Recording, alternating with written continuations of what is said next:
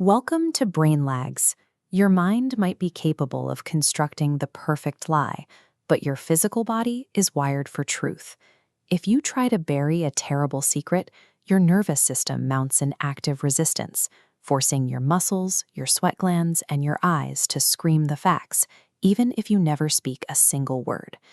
Look at this small blue room. This is exactly where that psychological pressure was applied to Brian Draper and Torey Adamcik. They are two seemingly normal 16-year-olds sitting opposite detectives just days after their classmate, Cassie Jo Stoddart, was brutally murdered while house-sitting. The boys came prepared. They present the detectives with a flawlessly rehearsed timeline, claiming they left Cassie alive and well to go watch a late-night movie at a local theater. They have their movements down to the exact minute. But detectives don't need physical evidence to break a rehearsed script. They just need to wait for a brain lag.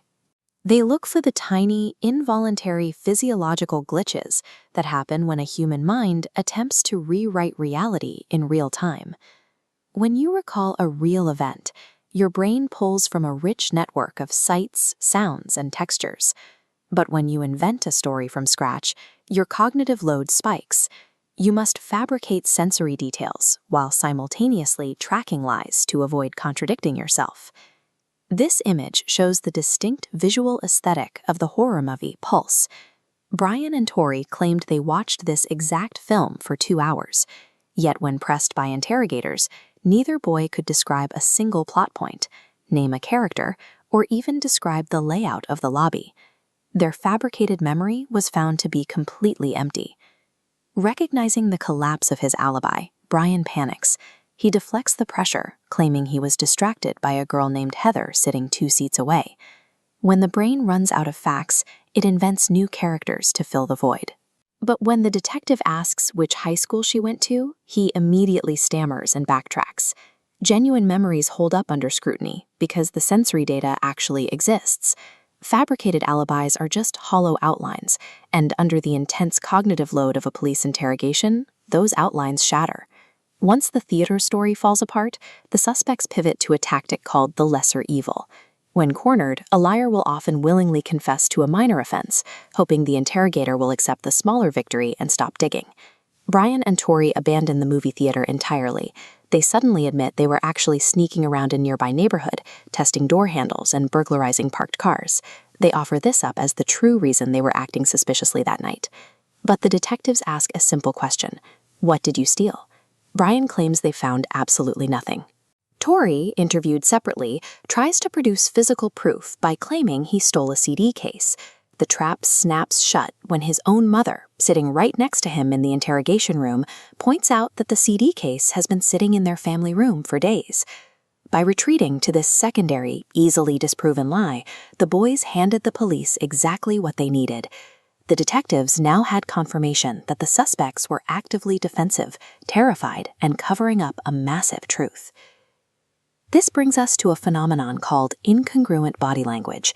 It happens when the subconscious mind is so overwhelmed by deception that it bypasses the mouth, forcing the body to physically contradict the spoken lie.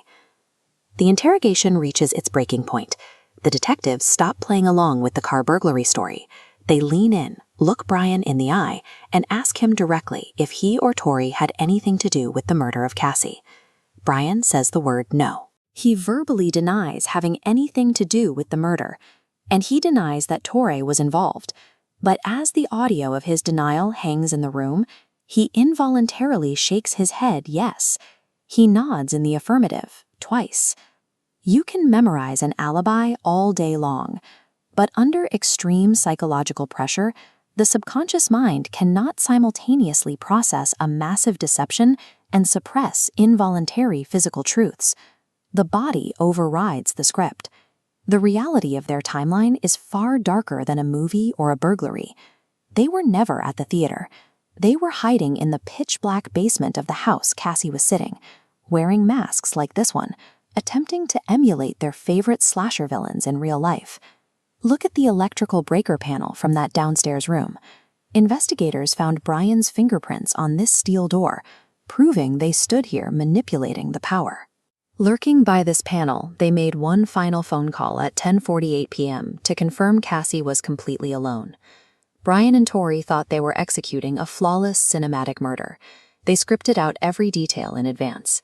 But their complete inability to control their own human psychology exposed their guilt within hours of sitting in that blue room. You can rehearse a lie until you believe it yourself. You can construct an alibi with times, locations, and characters, but the human body always keeps the score, and eventually it will scream the truth. Have you ever caught someone in a lie because their body language betrayed their words? Tell me about it down in the comments.